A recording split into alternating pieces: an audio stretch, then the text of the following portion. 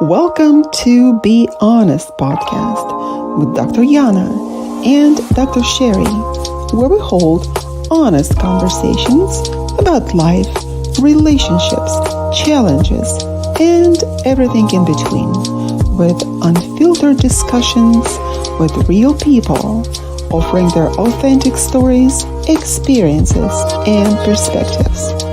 No topic is off limits and no story is too small. Join us on United Public Radio Network 107.7 FM.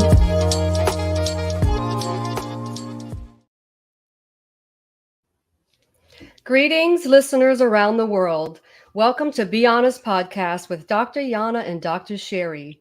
We encourage open conversations and authenticity.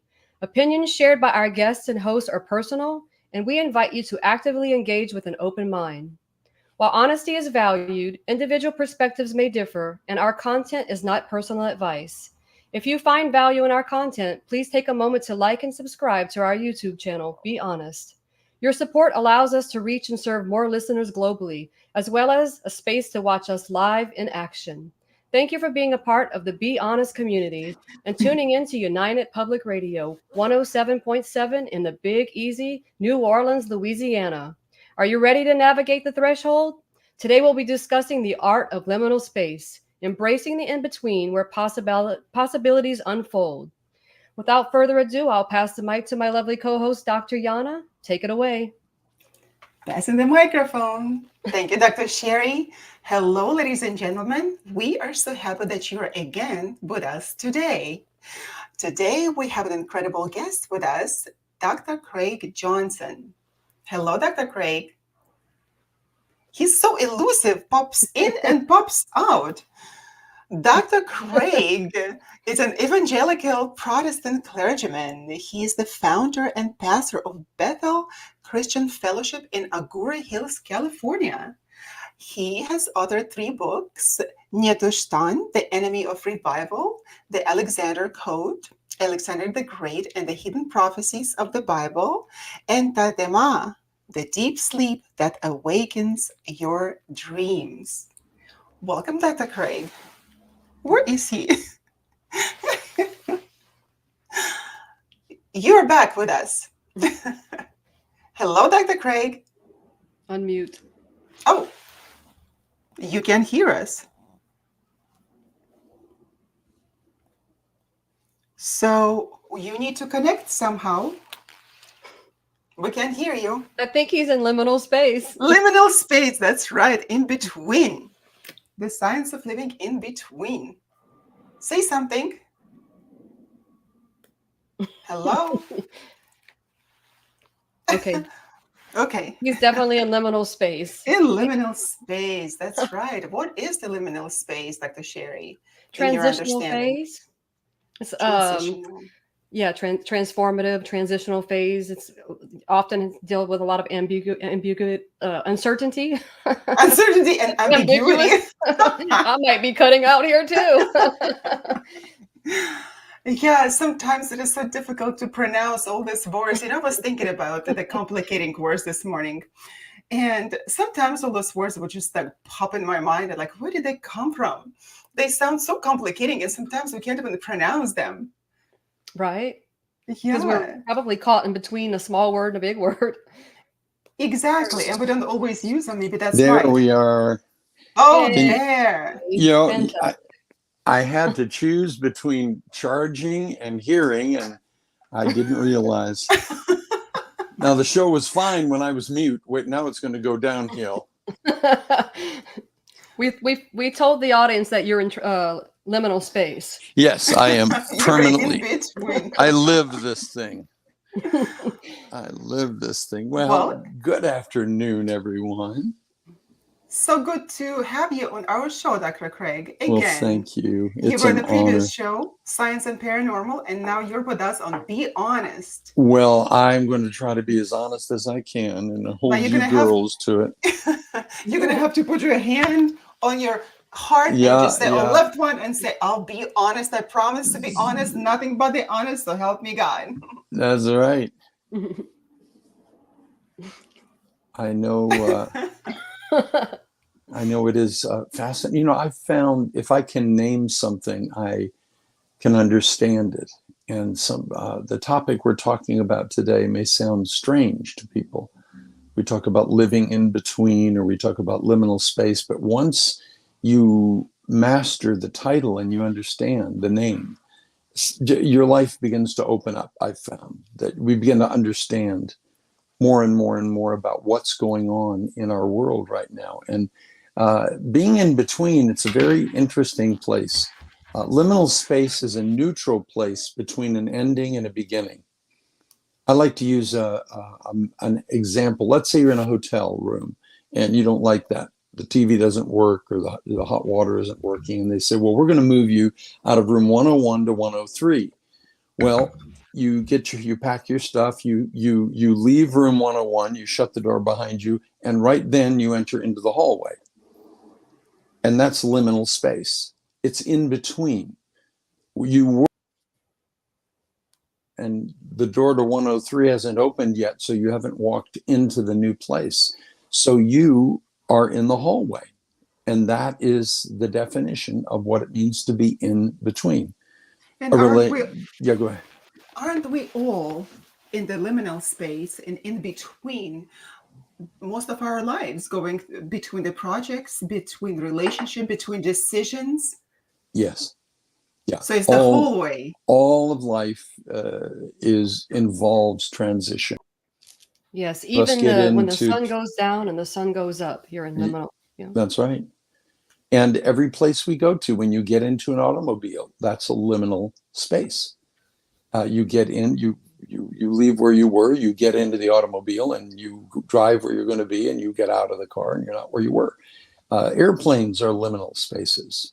You leave one place to go into another. There's a verse, 6:24, it says, he led them out in order that he might lead them in.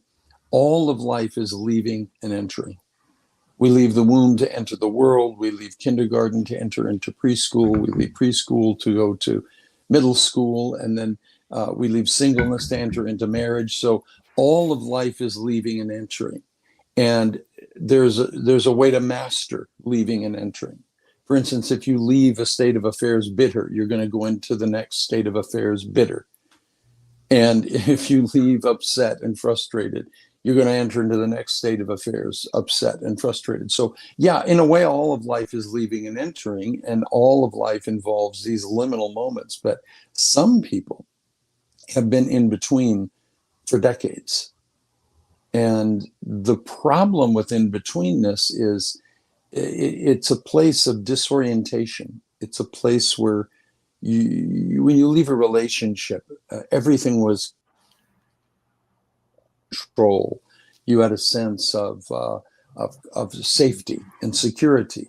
And when you leave that relational state of affairs, and you're now standing in the hallway of liminal space, you are insecure.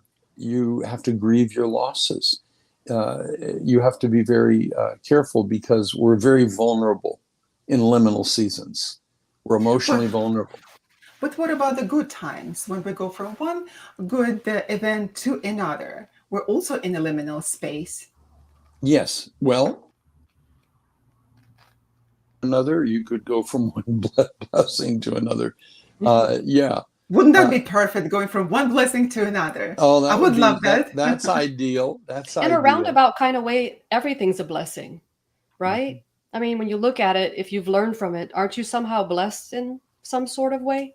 I think so. I think there's an old Taoist story that was told where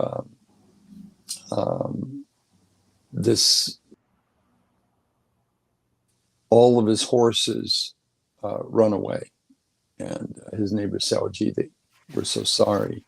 And he says, "It's okay. It's okay. Who knows? It's okay."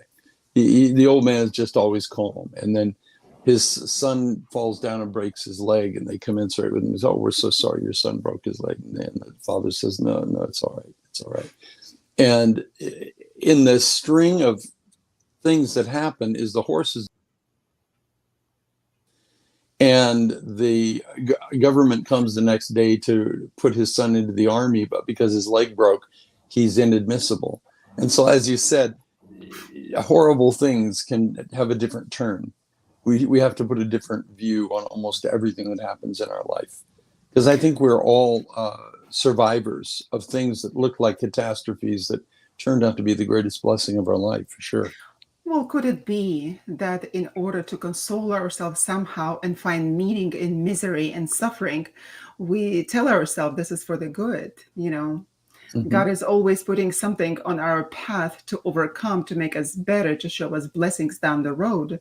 But it surely doesn't feel as a blessing when you go through hell, right? Not in the Like moment. Churchill, oh, one of my favorite guys on earth, he said, if you're going through hell, keep going. Keep going. Don't And I'm quit. sure for him it was not a blessing because there was a war at the time and wars cannot be a blessing.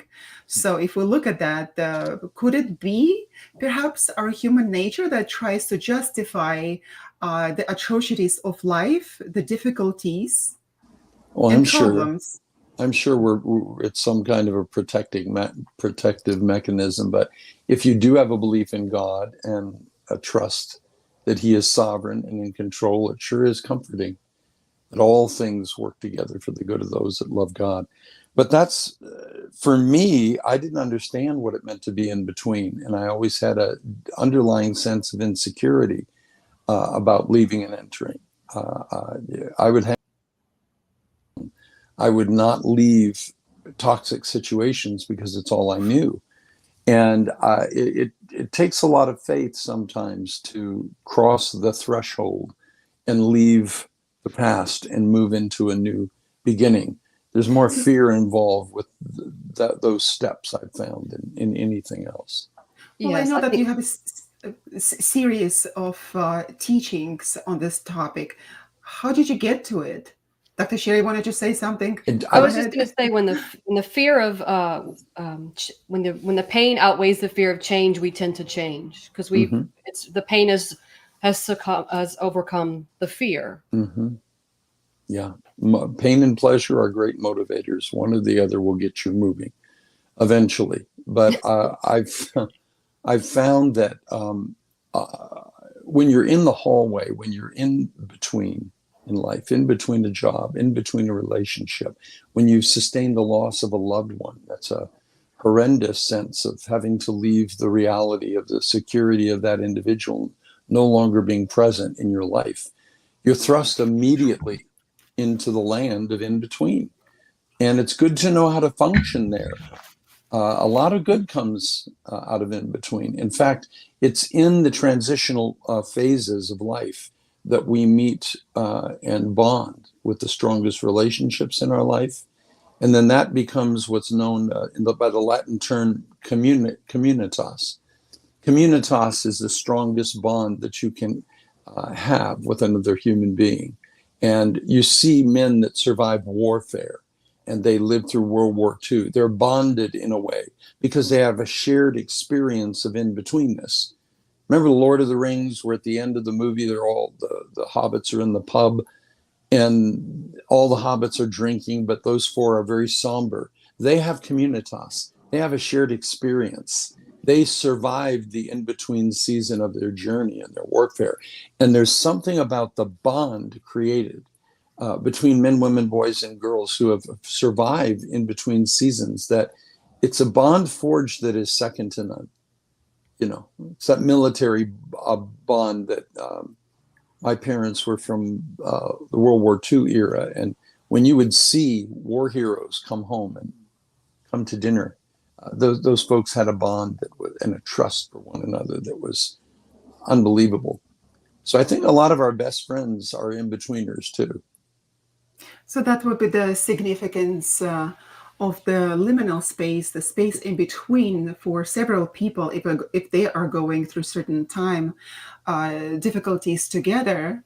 But what about by ourselves? If we are remained alone, if we leave a relationship, if we leave a job, or if we were fired, for example, now what is the significance for us in that liminal space? It's I call it God's waiting room. I call it holy ground. Oh, It's that's like great. That's a it's a great womb definition. that you're in, where you can mature and you can glean new understandings. Isolation itself is not healthy. Isolation is hell. Relationship is heaven.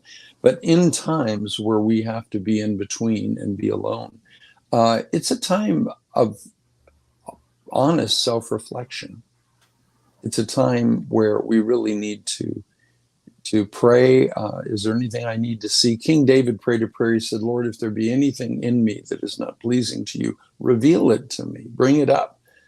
When we're alone in liminality, it can become crushing. So, I mean, I always tell people, don't stay alone. That's why I always say, go to church, go hang around with some people going through the same situation. Find a 12-step group of people that have just been fired.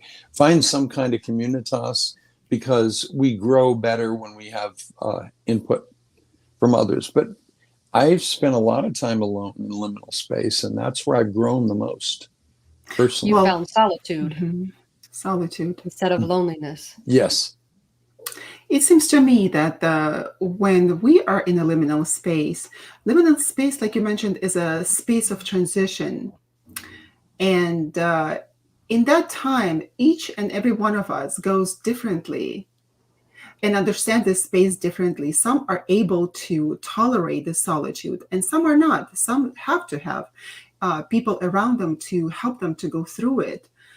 What about the dark night of the soul? Dark night of the soul as a concept, of course, happens to all of us at one time or another, at different periods of our lives, when we go, like you mentioned, from one event in our life to another. And then in the dark night of the soul, this is when solitude can help you to get in touch with yourself. And Absolutely. how did you find strength to stay by yourself, to remain in solitude, to find that ground under your feet again? Sometimes it's a lot of silence, because we have so many distractions in our normal lives. And like I mentioned before, I've raised 7 kids, 5 boys and 2 girls. So I was not allowed solitude beyond a certain point, maybe 10 minutes locked in the bathroom. We've been there. Normal responsibilities are helpful.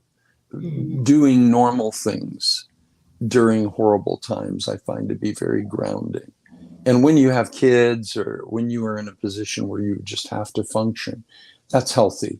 But I just find the mindset is so important. We have to, wherever you are, be there 100%. That's one of the hardest lessons I've ever learned in my life. And that helps me now with solitude, that wherever I am or whoever I'm with, I am with them 100%. If I'm alone, I'm there in my aloneness, and I'm waiting to learn and to hear and to understand. And writing is very helpful for me. Writing up notes and journaling and be a redemptive. And that is the best approach. Yeah. That is the best approach, because I know that through every dark time in my life, any liminal space, any hallway that I had to walk from the beginning to the end, I know that I was and preferred to remain in solitude. I preferred to get in touch with my soul and with my heart. I preferred to get to the bottom of things that I did not perhaps understand in the previous situation, why it happened to me, why my contract at the university teaching was not extended. Had to understand that. We have to find meaning in that experience, of course, of why the previous relationship did not work out, right? Or why did you lose the person that was so dear to you? And to me, it was very difficult to hear the voice of my soul if I was with someone else at the time. And a lot of the times we go and we seek after the first relationship that did not work out. Perhaps it was a toxic relationship. And we, with a fear of being alone, we jump into the next relationship. Mm-hmm. And that relationship proves to be nearly the same as the previous one, toxic. So by doing that, people avoid the solitude. Perhaps they don't know the difference between solitude and being lonely. Mm-hmm. And in my understanding, solitude, that what brings the wisdom to you, if you are able to hear or willing to hear, because everyone can hear that wisdom when their soul speaks to them. I think it is so important to be able to hear, to be willing to hear that. And then the understanding will come your way. Like you are suggesting to go and spend time with people, to go to church, to spend time with friends, not to remain by yourself. But what if there are people who are not able to help the person? What if they're not qualified for that? Then I think perhaps that would be the best choice, to stay with yourself and not be afraid of the solitude. Or they could come and see you, Dr. Yana. I think we're all born with we're born with all the answers inside of us if we're willing to not only hear, we indeed have to be willing to listen. Mm-hmm. And I think when you speak about loneliness and solitude, loneliness is, I believe, when you enter the phase of isolation. That's when you enter Yes. into loneliness, you become isolated. And Now you and I are isolated, Dr. Sherry. Dr. Craig disappeared again. Oh, I just did. That happens a lot in life. that's right. It's a reminder throughout the show.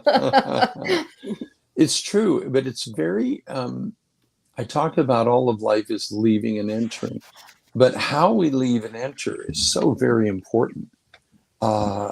Because as I mentioned before, a lot of people sometimes I deal with in relationship, and maybe they're going to leave a partner, or I always say, are you being offended out, or are you leaving? Are you being led out? Because I see a lot of people that get out of business situations, friendships, and they're angry, they're hurt, they're bitter, they're upset. They have issues to resolve with this person, but often we will leave because it's a convenient thing to do. But there's a difference between leaving and being offended out.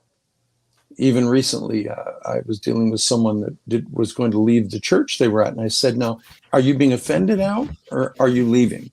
Is it God's time for you to go? Because how you leave one state of affairs always dictates how you enter into the next state of affairs. That's why sometimes if we leave a church angry and we're offended and we're upset, if we don't resolve that, we carry all that baggage into the new door. And we just recover or repeat. I always say, recover or repeat. If you don't get healed of that, you're going to repeat the same behavior every single time you step over the liminal threshold and you leave one state of affairs to go into the next. You're going to bring all of you that's all over you into that place. Yeah. So I think, solitude is a blessed time to sort of allow God to give you a spiritual shower and look in a mirror and take a look at, hey, was I responsible for any of the fracturing in that last thing? And we all know we have a part to play in every relational problem. That's so important. It's a surgical room where we can hopefully get healed, or we've all seen it. People go from one state of affairs to the next, and wherever you go, there you are. I guess that would be called complications. Resentment. Complications.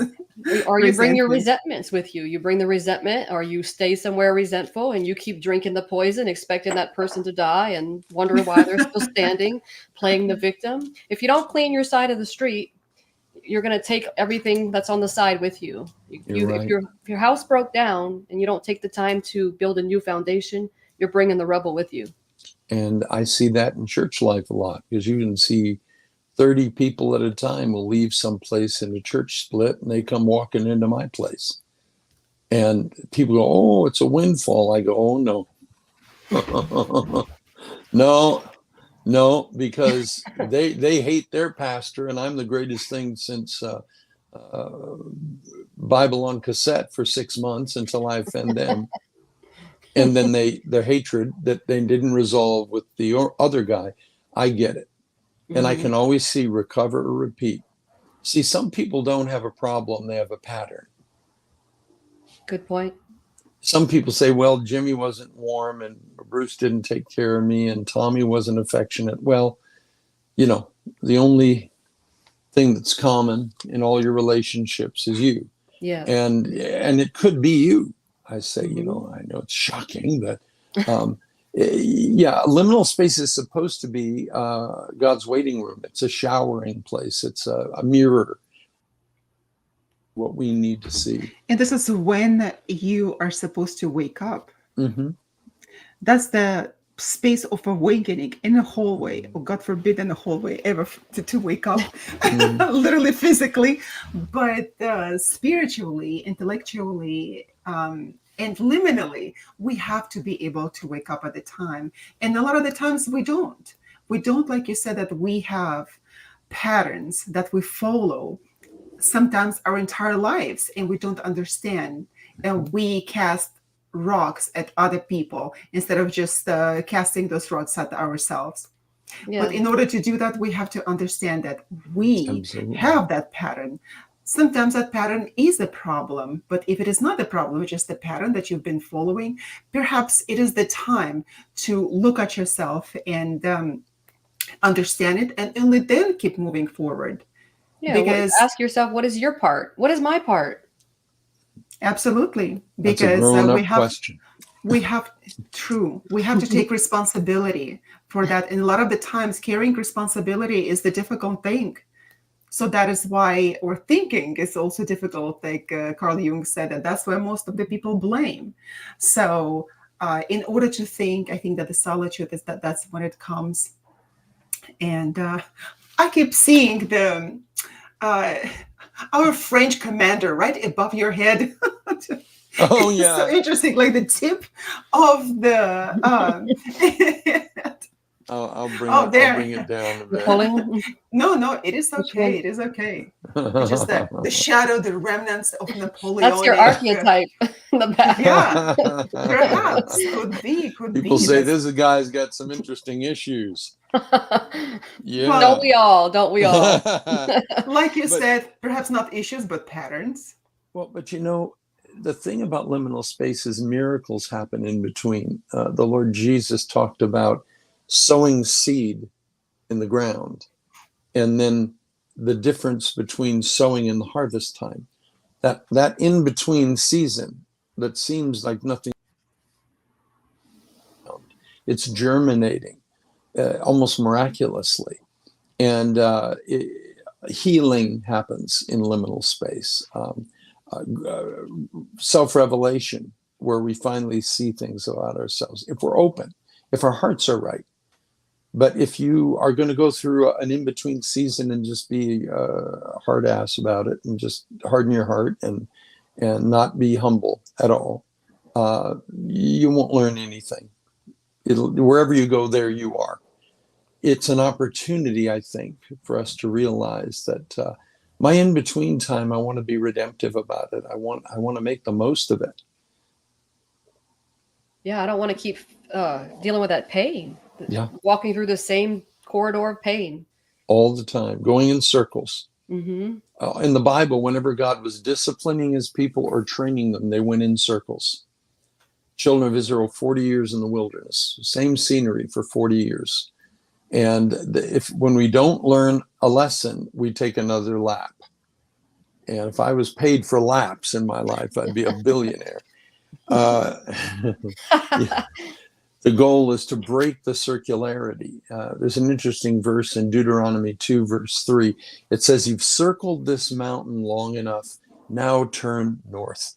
It talks about leaving the circularity of our lives that's become poisonous and harmful and turning into a straight line of conquest. And many of us don't realize it, but we're walking in circles. And the symbol of spiritual life is not a circle, it's a spiral. I mean, you're supposed to go around once and go up. You see, you're supposed to advance. Like the strands of your DNA. Yeah. If you're just going in circles, that's a very painful liminal space. Mm-hmm. And the children of Israel were in that circularity for 40 years until they learned the lessons they needed to learn. And then Moses died. and he led them in a straight line across Jordan into the promised land. So I think many of us it's time to quit circling the same mountains, and it's time to go into a straight line. Climb those mountains. Yeah, there is a joke since the Bible is a Hebrew Bible, right? And we're talking about the going around in the desert from the 5 books of Moses, right? The Old Testament. Yeah. So there is a Jewish joke that says the group of Israeli alpinists successfully went the highest tip of the world, Mount Everest. No, you're not catching up. Well, Okay. Well, I'm going to explain it a little bit because it is, if you look at it, if you dig into it, it's pretty funny. We in Russian have, it wasn't funny yet. Hold on. Don't laugh. it's all right. We're redeeming. You're preparing yourself to laugh. We're in liminal space. Liminal space. All right, I'm going to get you out of the liminal space. Yeah, the liminal joke. Yeah. Right. We have a saying. We have a saying that the smart person is not going to go into the mountain. The smart person is going to go around the mountain, walk around the mountain. So the Jews were walking around the mountain as in the desert. Like who wants to go up and have a difficult time? Nobody wants to do that. So that is why we walk in circles. And that's a good joke. Mm-hmm. Let me write that one down. Yeah. Oh, you can say that in one of your sermons, of course. And besides, for all the people in wandering 40 years in the desert is actually, what was the significance of it? One of the significances is, of course, to exemplify how we walk in circles and not learning our lessons. And another one, that the new generation of people had to be born and raised, not in the mentality of the slaves. Mm-hmm. So in that time, the liminal space, because 40 years was a liminal space for them as well, the time of transition, the difference was it was not the whole way that they were walking. There was no whole way in the desert. So that is the liminal space actually has this incredible significance. It can take a few months, it can take a few years. For me, for example, one time, transitional space took 2 years to go from the indigo fund relationship to the time that I found another one. Mm-hmm. And in that time, that was a conscious decision on my part. I decided to take that time off of any relationship and be with myself. And it took me 2 years of the incredible time with so many insight and understanding and patterns of my own behavior that I was able to figure out. And I said, no, I don't need that. I was able to correct it and fix the crown on my head, said, all right, I'm back in the game. And that did not mean the game of dating, but it was the game of life, meaning that I was able to handle relationships in my life, any type of relationships, in a more healthy manner, in a healthier manner. There's superlative degree as a linguist, in the healthier manner. So you were in the liminal space of life? I was in the liminal space, but that liminal... I don't think you ever leave the game of life, right? We're in it to win it. We're in it. Mm-hmm. And we have to make the most of where we are. That's part of growing up, is that I have to work on me, and I have to constantly take responsibility for what my part is and everything. And I have to make sure my helicopter of self-observation is up and running all the time, so that I'm aware. And I think that solitude time is really helpful for growing up and maturing. Like you said, the difference, solitude and isolation. One is poisonous, one is redemptive. And I like that distinction.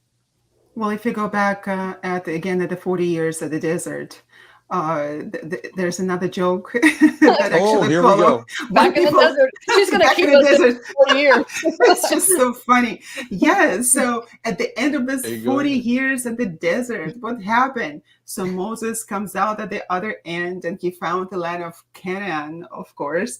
And then he asked God, God, all those 40 years in the desert and all the space in the Middle East that you took us, that the space that did not have any oil. Oh boy, I'll tell You you. can start laughing now. No, it's fine. I'm laughing inside hysterically. Well, you can show it to us as a sign of confirmation. Yana, you're adorable. We gotta just do a joke show for you. That's it. Stand-up comedy, right? On Like the a Old good Testament. comedian. Old The Testament jokes. Yeah, yeah.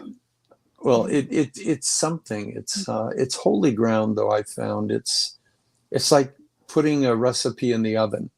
It's a place where you're cooked up, where healing can occur, where transformation can occur, and all transition is awkward.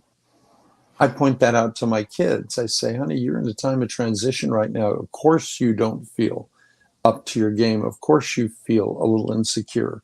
Of course, it's like being at a party without a drink. I mean, you just don't, when you're in between, you're not surrounded by former securities, comfortable things. And so it is a rather uncomfortable season. But the joy of it is that God has all of his children in some kind of liminal situation. So you can find communitas with people. That's why I love 12-step. One specific issue or addiction, they just greet you in terms of applause and they accept you for who you are and you're just one of the group. And there's something about being in a room with people that are going through a similar thing. There's a healing just being there. Just, people don't have to fix you therapeutically. Just being around folks that are in between and are doing it well. And iron sharpens iron. So a friend sharpens the countenance of his. Find others What that are about at the similar. time? Oh, you keep disappearing, and I already have on my next thought, and I ask you a question, and then you come back. We need to fix that situation there, Dr. Craig.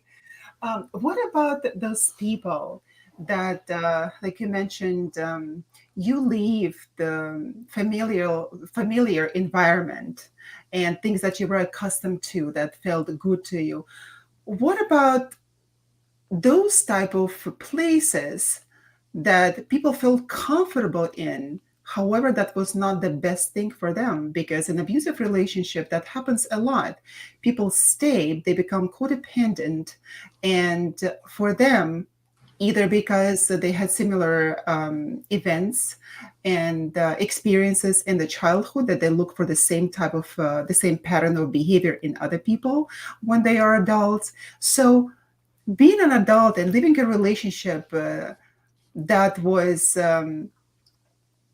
familiar to you, but nevertheless you had to leave for some reason, one way or another. You are in a different space, you're in a space of transition now. So if you don't do the job that you are supposed to be doing on your soul and on your heart and on your mind, understanding the situation, then, like you said, you're going to take everything in the same familiarity, in the sense of uh, being addicted to the unhealthy relationship, and you're going to take it to another one. And those are familiar situations. This is something that people are used to, and they find comfort in abusive relationships. I don't think it's comfort. It's false comfort. It's just False comfort. an illusion of Absolutely. comfort. Yeah. Absolutely. Absolutely. Yeah. Yeah. It's So You know, probably it is also the best approach to be in the community of other people who probably already had gone through that, or perhaps not. It's a community of people that is going to be so helpful.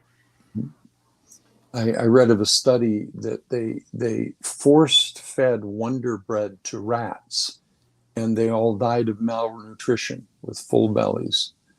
And that's what it's like when we're in dysfunctional relationships. We're eating something, but there is no nutritional value. and it will kill you eventually. It isn't true comfort. It's false. Resentment has the power to kill. And like And you that's say, what it codependency is a state of such abject brokenness that yes, you are drawn only to sick puppies. You're drawn only to dysfunctional situations. But I think there's a point in our lives that we have to make a choice to get well. And God, if we won't leave, God will intervene in some way and Yes. make sure it happens or that they leave us, because we need intervention so often. I know I have in my life, where if God didn't intervene and take me out of a situation, I would have died there. Yes. There's a saying that goes, God does for us what we cannot do for ourselves. Yes, Or however you want to phrase it. And it's even true. when you're going through life, if there's a rejection, you just have to remember that rejection is the divine's protection. If you're dealing with a rejection in your life, there's something greater than yourself teaching you that it's not good for you. And if you keep going after the thing that's rejecting you, chances are you're just going to keep eating that Wonder Bread, wondering why I'm not gaining any nutrients. And it's a scary thing, but I think there's a story in the Bible where the Lord Jesus is at the pool of Bethesda. It's an open pool where sick people were laying around. And he comes up to a guy who has been crippled 38 years. 38 winters have come and gone, 38 summers and falls. And he has just been laying there waiting to get into the water, which was reputedly healing water. And Jesus walks up to the man and says, "Wilt thou be made whole?" Now, doesn't that sound like the dumbest thing for someone to ask, crippled? But it's not dumb. Mm-mm. Some people don't want to get better. They'd have to give up their handicap sticker if they got better. There are consequences to changing your life. There's a book called Killing the Victim Before the Victim Kills You. And there's such truth to that. And will you be made whole? Now, the question was, he didn't want to leave the security of his affliction for at least 38 years, but he had to make a choice. And finally he said, yes, I do. And then he healed him. But I'll tell you, as a pastor, we just presume everybody crying wants to get better. That's not true. Oh, that is absolutely is the case. This Therapists, is you guys know interesting. that. Yeah, it's a big key. I mean, people come in and they give their presenting problem, which is it's never about what it's about. It's always about something else. But even then, you find out when most people ask for counsel, they're looking for an accomplice. Mm-hmm. Well, absolutely. So many times that it happened that people would just come to me and demand that help, say, okay, I'm paying you money, you do it. And I usually tell them that I'm not interested in your money if you're not going to do the job and the work on yourself, on your own time, and do the homework when you leave from here. Some people, if you tell them that, because not that many people talk like that openly, I prefer not to waste my time and get right to the business. And they would be taken aback. Oh, how come? How come? Don't you just know just how to fix me immediately? And I say, yeah, I can put a patch, right? That the Band-Aid, we can fix it temporarily, but then it's gonna, the infection is gonna grow, and the infection is gonna kill you. So a lot of the times people choose,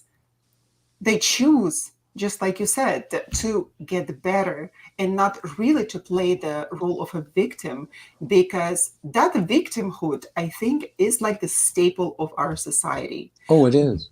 By the way, It's an ladies and gentlemen, identity. It's an identity to live in that's and right. hide behind. Yes, and you Yeah. don't have to take You- responsibility for yourself.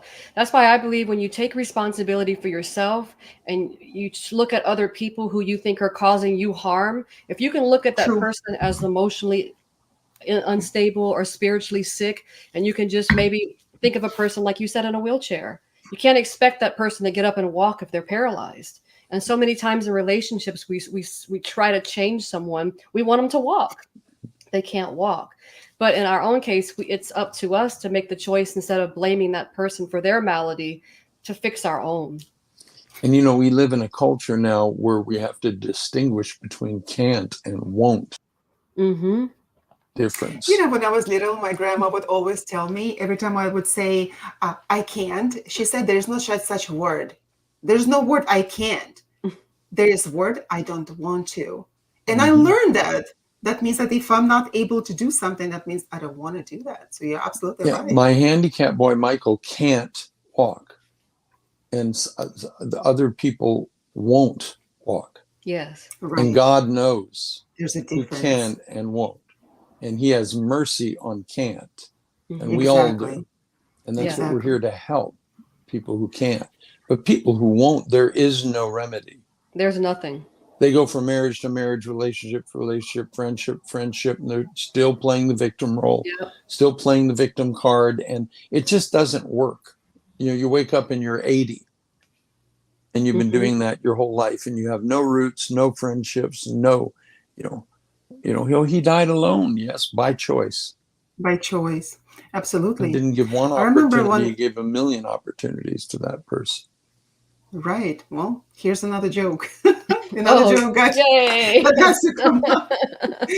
So, speaking about the victim mentality, right? Well, first, let's just note that we are live on United Public Radio Network 107.7 FM, and you're listening to Be Honest Show with Dr. Yana and Dr. Sherry. And today we have an incredible guest with us, Dr. Craig Johnson. We are talking about liminal spaces. And here goes a joke. A man is drowning in the ocean. So he's like, God, please help me. Please help me. Take me out of here. Haven't I suffered enough in this life? So he couldn't hear God's word or anything. Nothing is really happening. But all of a sudden, the boat comes in, like from far away. He sees the boat. And the people from the boat, they are throwing the ladder to him or sending this small little bitty boat to help him. He's like, no, no, no, no. You don't understand. God is going to help me. Right. And the boat is like, okay, that's fine. We're going to go on our way. And he's like, God, I've served you so much my entire life. I've been nothing but good, and you are abandoning me. So the next thing, there's a helicopter that goes. And the helicopter is throwing that ladder. Please come up. Like, hold on to the ladder. We're going to pull you out. No, no, no. Go away. Go away. My God is going to save me. So the dude was sitting in the ocean for several hours now, and he's so exhausted. He's like nearly died. And his last words like, God, please, like you have to help me. You have to help me. So there's a submarine. If that was an American dude, there's a Russian submarine that is coming up to save him. In the Atlantic, and the submariners like, hop on the board. We're gonna save you. What are you doing here in the middle of the ocean? And the guy's like, no, no, no, I'm not going with you guys. You're Russians. That I made up, of course. That's part. I'm not going with you. God, my God is gonna save me. So the submarine disappears, go back into the waters. And the guy dies. He drowns and he dies and he goes into that liminal space. We're not going to say he goes to heaven. He goes into liminal space because now he has to respond, right? Hold the answer. And he says, God, whenever he sees him, why haven't you saved me? I've been so good to you. And you are such a bad and vengeful God. You didn't save me. And God said, what are you talking about? Dude, what are you talking about? Just like that, like the Robert De Niro. What did he say in the movie?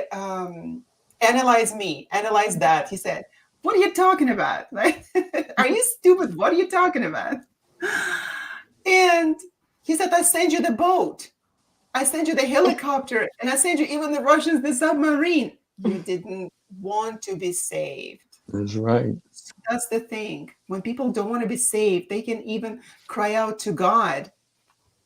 That's right. And we don't recognize deliverance when it comes. No, but at the same time, there's so many That's a good times. joke. That's a good joke. Yeah. I got to give you a thumbs up on that. All right, we're going to start the show, Yana's jokes. Now I forgot what I was going to say. Very difficult to All those recognize. interruptions, huh? Well, is like liminal space akin to purgatory In a way, on Earth? I think it's a season of time in between what used to be and what is not yet. It's being caught between the right now and the not yet. And it's either a terrifying time or it's a redemptive, healing, holy space. And I think when we first enter into in betweenness, it's terrifying because you lose control. You have no sense of control. A lot of anxiety, a lot of questioning. And it's at this time when we're particularly vulnerable that we need to be on our guard from what I call tricksters, liminal criminals. There are people who can smell someone in between. They can smell your insecurity. They can smell the fact that you are not in charge, and they enter in. There are people that thrive on chaos. There are people that are only happy when they're causing trouble, and those kind of folks are drawn. They can smell someone in a liminal space, and so it's really important when we're in between that if we're with people, they need to be people of communitas. They need to be people in a in between 12-step group. They need to be true friends that are safe, that love you as an end in and of yourself and don't want anything from you. Because tricksters that show up, men or women, when we're vulnerable, they're there for chaos usually. You know, it does feel as you are in purgatory, right, Dr. Sherry? It does feel. I know that about myself when I was going through times like that. I wish that someone would just stretch their hand to me and just tell me how to get out of it once in a while, because I didn't know how to do it myself. And I would wish for this kind of help. And I would seek that help, but not being able to find anywhere that I went. And I went to many places, including a church, and people were not able to help me. And what happens is that a lot of the times we can't rely on people because people are people, they're human. And then you rely on that divine grace within yourself, that divinity that is in you. And you have to reach to that, because if we look at the purgatory. What is a purgatory? Purgatory, by the way, that the idea that was given to us by Divine Comedy, right? So if we look at the Divine Comedy, why was it called a comedy? Why was it divine, right? Because at the time that it was written, it was called a comedy because it was written in vernacular. However, it could not pass for anything that could be published, and that is why it had to be called Divine Comedy. So instead of just a comedy, it became a divine comedy, right? Because it was, in fact, tragedy, right? It was a tragedy to be in the purgatory, to go through the 9 levels of hell, if you're lucky to go through the 9 levels of hell. If there's a 9 levels of hell, that means that there should be 9 levels of heaven as well. I guess the cat survived that one. That's right. 9 lives. So where did that come from, Dr. Craig? Tell us.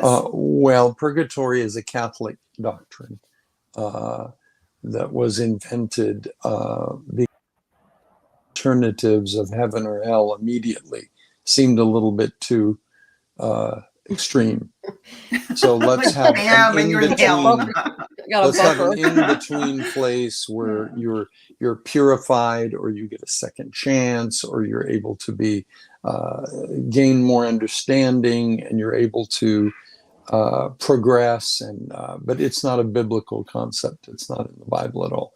But I think when most people hear purgatory, it is a good usable word for liminal space. It's a place of learning. It's like Ebenezer Scrooge getting to learn about his life, and the Christmas past ghost comes and says, "Let me show you your past." And if we could have experiences like that, the idea is we would throw the junk off earlier. We would become consecrated and holy people. And that's what people were doing at the time. If you remember, they were buying indulgences. Yeah. Right? Yeah. What is the indulgence? They would just Yeah. pay the priests Paper money. that said And grandma just got 5,000 years off in purgatory. Then you right, so build that would be St. a Peter's. Yeah. purgatory. I've got to think of that. That To was a shake off moneymaker. your, Yeah. yeah, exactly. It was a huge moneymaker to shake off your sins. But Don't we see, have it nowadays, Dr. Craig? life is a schoolroom, and we need to make the most of our learning experiences. And unfortunately, people don't like to keep learning. I call it the hardening of the categories. Well, usually when we get older, we get rigid. You can tell how old you are by how much a new idea gives you pain. We are to be childlike our entire lives. We're to constantly grow and be becoming. But unfortunately, most people just sort of harden along the way in terms of relationship and in terms of growing. And that's a sad thing, you know? Yes, some people will just settle for that feeling of angst and just deal with it, furnish the rut. But as you go through life, if you do well in your school or in the classroom and you continue to learn, all of our situations plant seeds. So if you continue taking the time in solitude or being a part of these communities to gain communitas, each transitional phase, I believe that you go through, I won't necessarily say that it's easier to deal with, but it comes, you're better able to cope with the embracing the unknown. Excellent. And that's why I hope by naming this today, some people will say, oh, in between, oh, that's what it's called. I call it hell in the hallways. Yeah, purgatory, guys. Yeah. Purgatory. You've left one room, you haven't entered into the next one, and right now you are in transition. And if people say, well, gosh, that's where I am, well, then it's good to know. Because naming in the Bible, if you could name a demon, you would have authority over it. And there's just something about the power of naming conditions, even. We had a friend for years that was sick, and no one knew what the problem was. And one day he came into a Bible study and said, thank God I've got leukemia. I mean, finally they discovered what it was, and now he could do something about it. But there's something beautiful about naming something. Yes, it gives an identity too. And yes, you're not just blind. You're not just running into walls. In the hallway of hell. Yeah. Running into walls. Would that be so pathetic and sad, running into walls? And why is that, running into walls? Because we are blind. We are asleep still even then. And it's absolutely important to open your eyes, because Blinded by what, Dr. Yana? Would you say, what are you blinded by? Fear? not just blinded by fear, we are blind, meaning that we want to continue to live the same ways, keep the same patterns. We are blind. We're blinded by our own stupidity and rigidity, I guess. I know that once in a while, well, I can say now because now I'm almost a saint, but before, Oh, yeah. but before, no, of course, even now, of course, that there are these rigid ideas that it's so difficult for me to let go. Although I'm not thinking about my age, Dr. Craig, like this is not the determining factor. Growing old, if I cannot accept the idea, but some rigidity is still there, and I can't say that I'm completely fluid, because fluid has a new connotation in this modern life now. So that fluidity I will keep to myself. So that's a very important thing to have, not to actually to open our eyes in the purgatorial hallways. It's so important to keep your heart pliable and sweet and childlike, no matter what you're going through. Because flexible people survive. In most of the car wrecks, it'll be the drunk that never even gets a scar and flies out the window and lands on the lawn, and everybody else dies.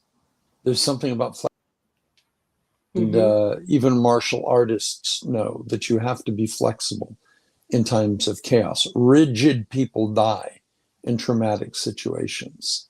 Flexible people don't. They And survive. true. If you look at the forest, if you look at the trees, when the wind blows, they bend. They bend. But only the inflexible ones, the old ones that don't have any flexibility. And I'm not talking about the human age. This is also in the age of the trees. Then they would break. They would break when they don't have any life left in them. So we have to be thankful. But sometimes it's very difficult to be thankful for those situations traumatic situations that we have had, which we left. But we can only put the puzzle together, the pieces of the puzzle, retrospectively. It's impossible to sit here and to understand all the puzzle pieces. How do they fit together? Only retrospectively. And so many times, all those situations that I have left and relationship that I have left, I'm so grateful. Now all of the puzzle pieces came together, and I understood that those were not good conditions for me. But at the time, it felt so good. It felt like I really needed that because I was so used to that, and I needed that, and I craved that. But that was bad for me. So for the people who are listening to us right now or watching, uh, if you are in a difficult situation right now, that shall pass. Just give it some time, because time, as we say, heals, even if it doesn't feel as if it is right now, but it will. And I can promise you, there is a light at the end of the tunnel. I've seen it. I've seen it. I lived it. So I can tell you that there is a light, and the time is going to pass and you will feel better. So just keep reminding yourself that this shall pass. In those difficult situations in life, and I have had or had, let's just say had uh, to be grammatically correct. I had many of those situations, such dire situations, like sometimes life and death situations, and I would um, feel so bad. And it is the time of incredible despair. And that liminal time doesn't matter how big the situation was, it could also be the time of despair. The only thing that ever helped me, the only thing, I've tried so many different techniques, is to talk to myself and say, this shall pass. This shall pass. And it doesn't matter how many times I told myself, this shall pass, this shall pass. And that helped me. That was the only phrase that helped me. Who was that? The Ecclesiastes who said it, right? Again, in the Old Testament, this shall pass. Everything passes. I think water is a good analogy when you say fluidity, because we're practically made of water, and water is not rigid, it's always flowing. So if you just remind yourself, just be water, and flow. Because when you Yeah, become rigid, you can't compress water. not the You'll bog or the compress swamp yourself. water, right? The flowing water, the life water, right? The water that moves, preferably the mountain water. It's the Well, best. Space Mountain is rivers. it's sacred ground, it's holy ground, it's healing ground, it's God's surgical room. It's when surgery is going on. So it is a productive time. Sometimes we are more productive when we're sitting still than when we're running around like a chicken with their head cut off. I think there's more we can learn more in a short period of time locked in a liminal room. The bumps of life. And so the condition of our heart is the most important thing. Will I make the most of this? Will I let this be a healing time? Am I willing to look in the mirror and see the truth about myself? And God, give me the strength to face what I need to face, because God is so merciful. He won't let us out into the new thing until there's a degree of acknowledgement and healing. Otherwise, we'd be poisoning everyone we run into. We'd be taking our toxicity everywhere. And so it's often the mercy of God that he locks us out of the hotel rooms for a while until we can learn a little bit. Absolutely. And I wanted to get back to uh, the the topic of adopting the victim mentality. Because a lot of the times that all of us, without any exception, when we find ourselves in difficult situations, we pity ourselves. We feel bad. We cry. Well, women probably more than men, but the feelings are still there. Those feelings of despair are still there, and we do feel as the wrong part, right? The in the relationship, there are two parts, right? Two people. We feel that the person that had been wronged, right? Yeah. Because we are human beings, and we're egoistical human beings. And of course that our interests come first. And that's what we believe, that we've been wronged. And we do feel victimized, right? And what happens at the time, that even if we feel that way, I think it is so important to get the hell out of that mentality. It's absolutely important not to really pity yourself for so long. There is time. I think, in my understanding, that you have to allocate some time. When you're in that liminal space, you have to allocate that time. You have to make a plan for yourself. Okay, so this is the week that I'm allowing myself to cry, to binge eat, to binge watch the Netflix. And that is going to be the end. For example, from Monday till Sunday, say, but on Sunday night, you go to bed, and in the morning you get up. And on Monday, next Monday, you are new human being. You fulfill the plan that you set out for yourself, and you create the action plan. And that's what has to be. But I've had a friend, actually numerous friends. They were good people, but their entire life that I observed them, they played the victim. They played the victim, being good people at the same time, but they did not amount to much in life. All of their relationships, one after another, were ruined. They did not accomplish goals that they ever wanted to accomplish, that they would set up a plan for themselves, but the plan would still be a plan, an implemented plan, because of being a victim. Someone would always be wrong. Someone would always be there to blame for their inconsistencies, for things that did not turn out well. And that is the huge pitfall that we have to watch out for. Not everybody's as capable of following or implementing such a plan out of victimhood. I believe that victimhood is a ongoing process throughout the rest of our lives. I think there will always be moments that we will find ourselves in True. the victimhood. If we don't take Absolutely. responsibility for our actions and every choice that we make, we are playing a victim in some shape or Absolutely. form. Hmm. So but I do agree with you. Having a plan Hmm. is beneficial, but I don't think everybody's going to follow that. And I You're think, right. how do you come out of victimhood, Dr. Johnson? Can you Well, give us insight? I've heard so many phrases in the culture lately. We hear about systemic. We have a systemic sin problem. Is that we're all sinners? That's our systemic problem, and we are all victims, and we are all victimizers.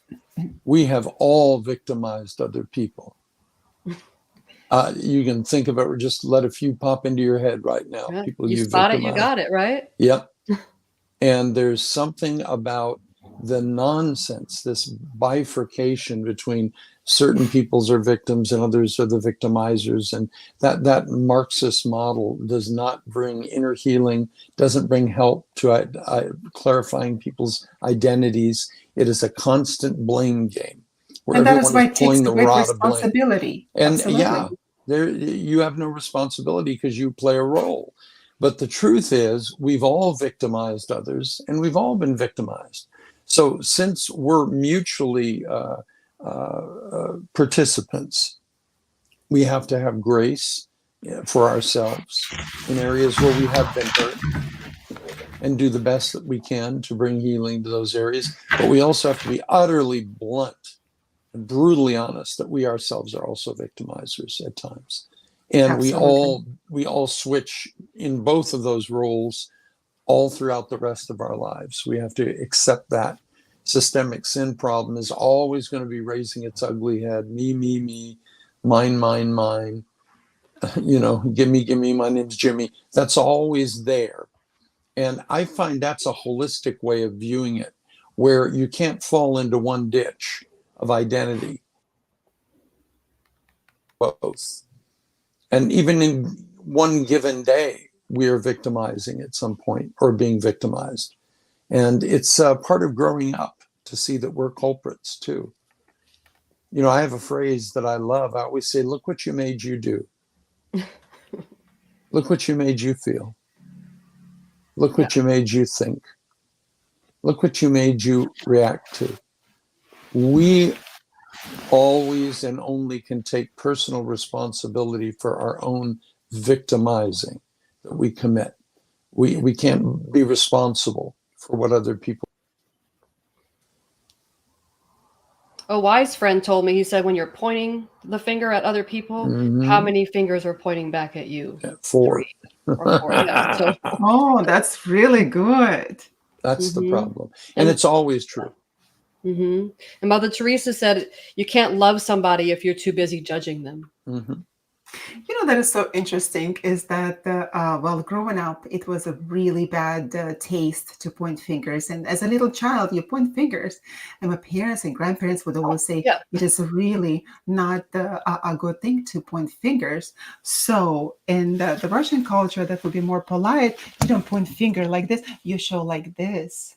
You show like that and like this. So all the fingers point at other people, Dr. Sherry.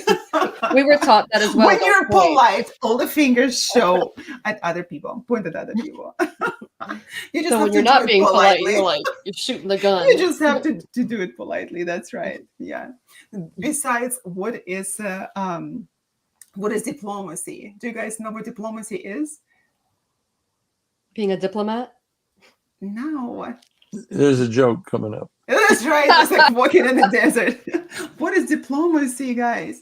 Diplomacy is the ability and the science to send the person to hell. And that person goes there with a deep sense of satisfaction. Yes, that's a diplomat.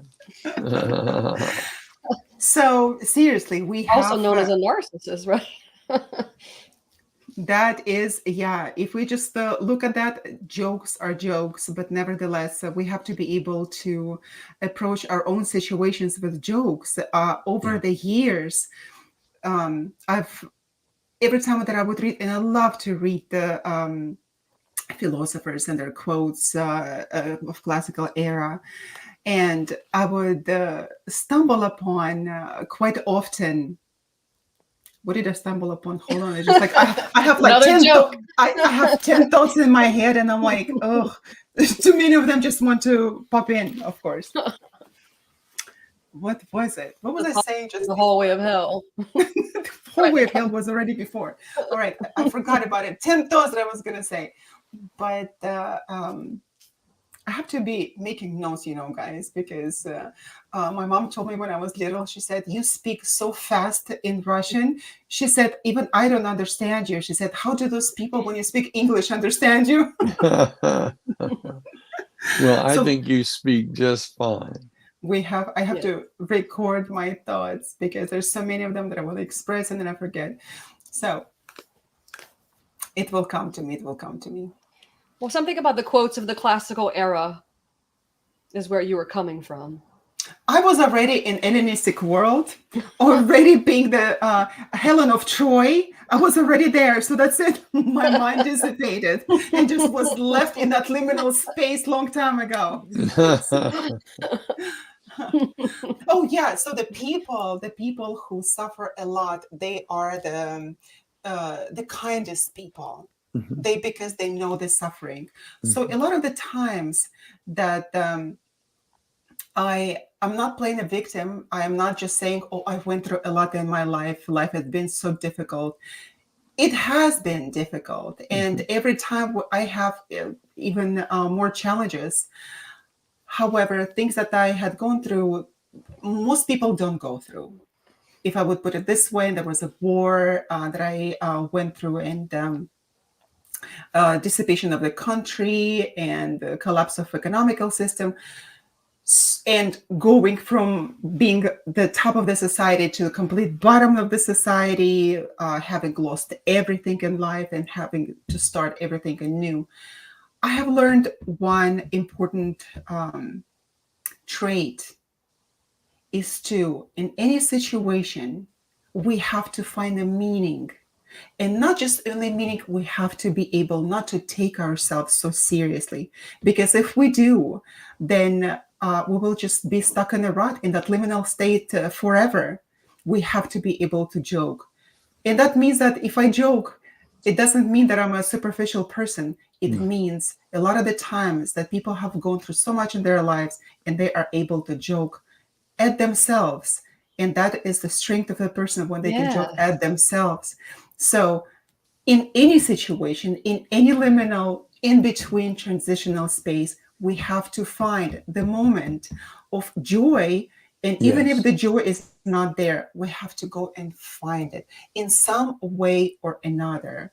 It is so important to do. It's winsomeness. Winsomeness is childlikeness, and that's a condition of the heart. You know, we can be in liminal spaces joyfully. Mm-hmm. Find your purpose. Excuse me, Find hopefully the purpose and meaning. understandingly, know where we are and say, okay, I'm going to liminal it up here. I'm going to make the best of this. I'm going to heal here. I'm going to allow transformation here. I'm going to let my helicopter of self-observation rise up again. And, you know, I always ask people, are you looking through your glasses or at your glasses? You're looking through your glasses, but I'm looking at your glasses so I can see you in a way you cannot see yourself. And you're looking through your life, not at your life. I'm looking at your life so I can see you in a way you cannot see yourself. That's why we need one another when we're going through difficulties, because we can mirror healthily what's going on. And you can see what I can't see about me.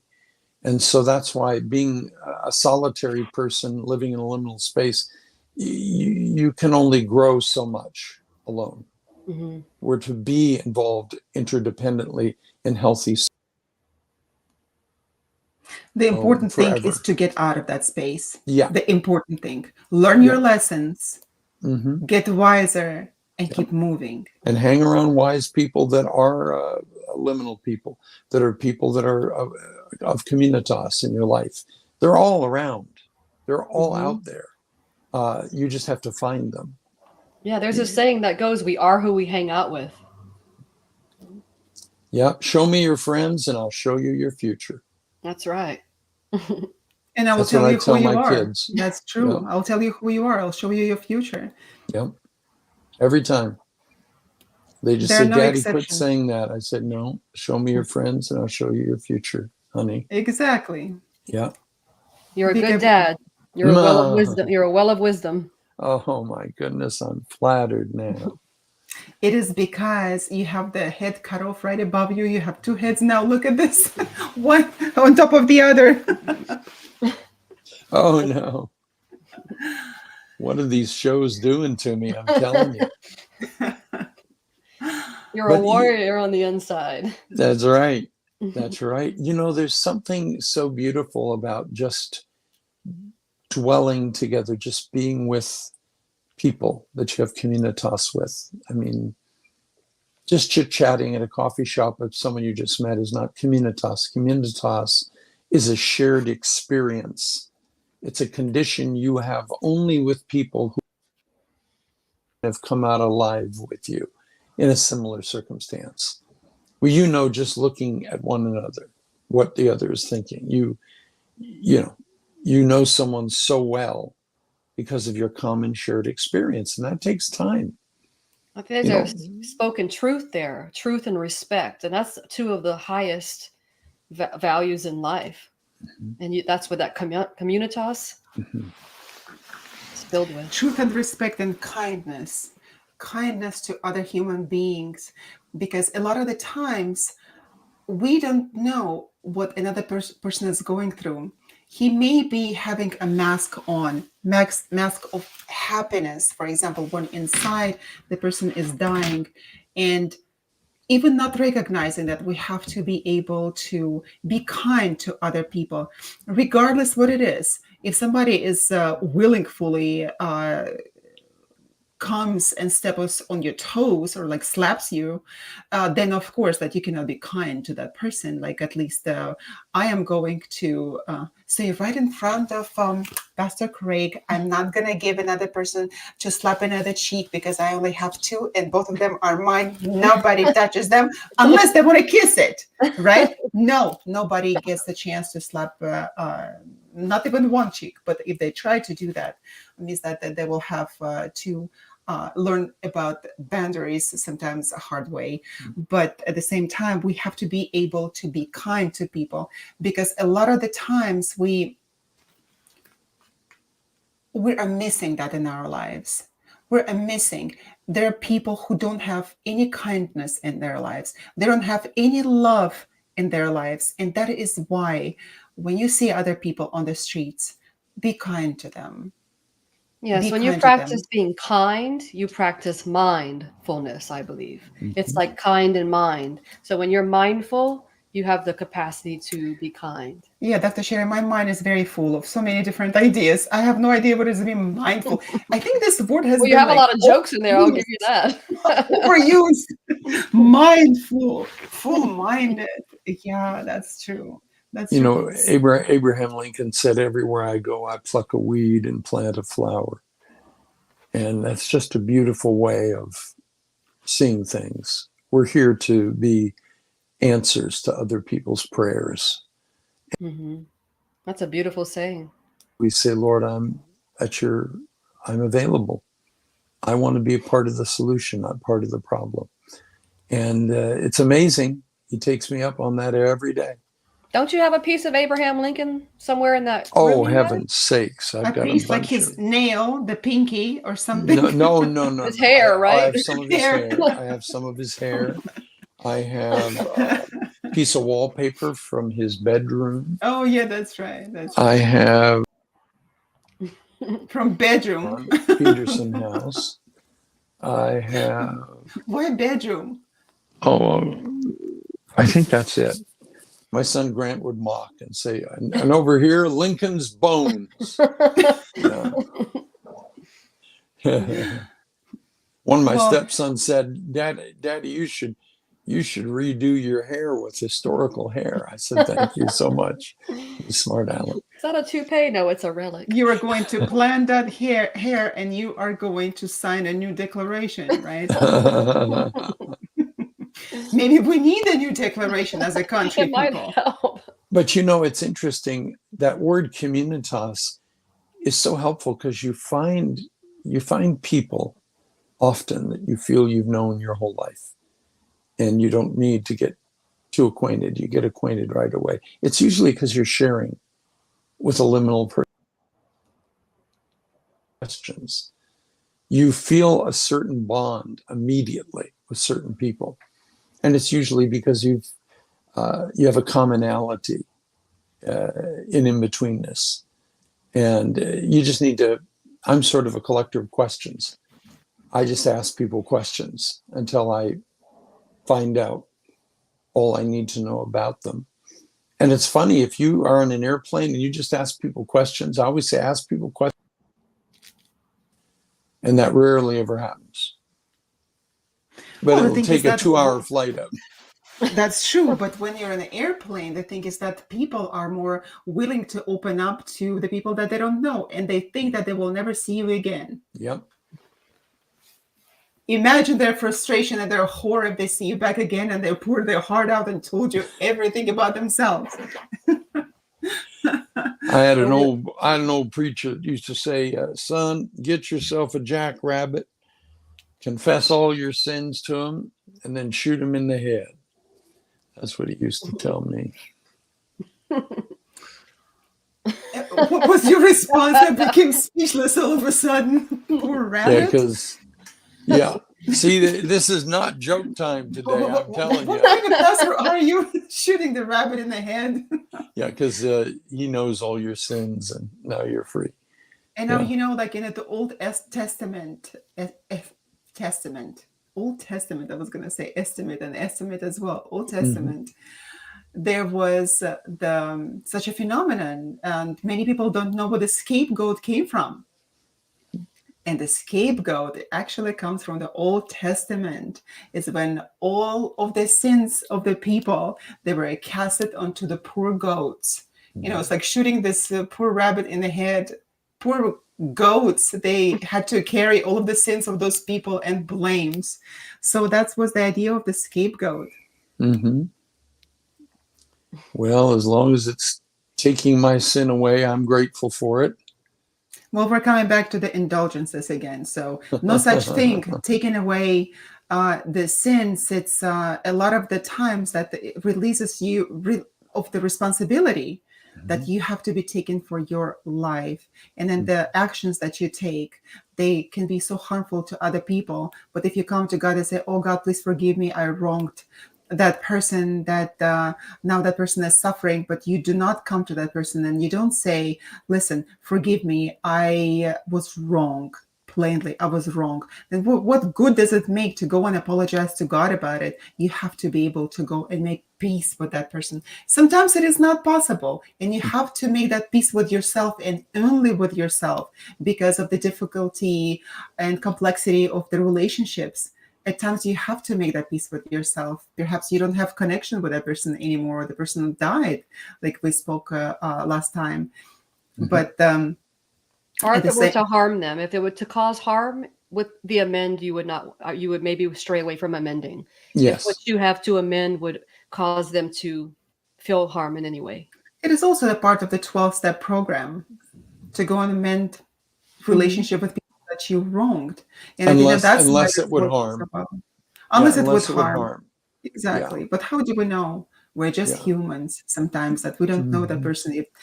Unless it's done willingly, right? Willingly. Some things you can still say you're sorry for, and some things you can just take to your creator. But I agree with you. If you can amend something without harming someone, absolutely take to do it, because I believe it offers you a freedom. It frees you. Yeah, we're the ones tied up in those chains with unforgiveness, and it's part of just being honest and walking in honesty with yourself, with God, yourself, and with others. And it isn't saying everything that comes through your head. That's not always healthy. But processing hurt and processing, usually sit down and write a letter and get everything out and then burn that letter. Never send that one.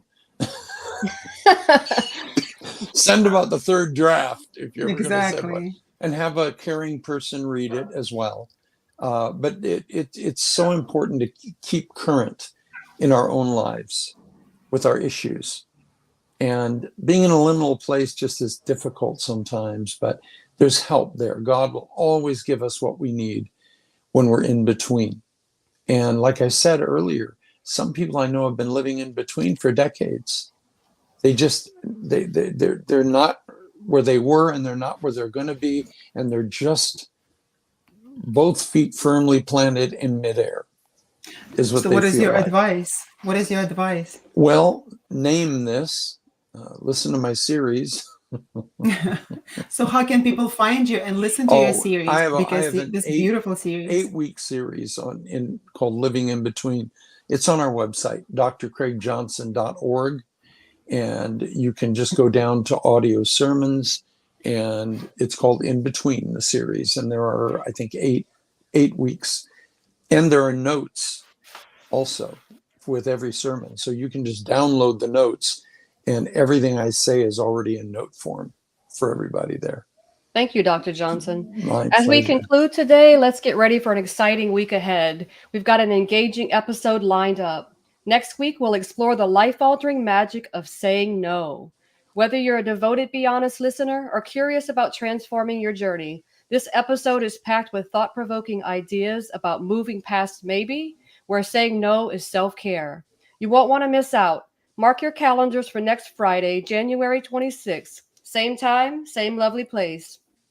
Join us on United Public Radio 107.7 FM as we continue to ride the roller coaster of life.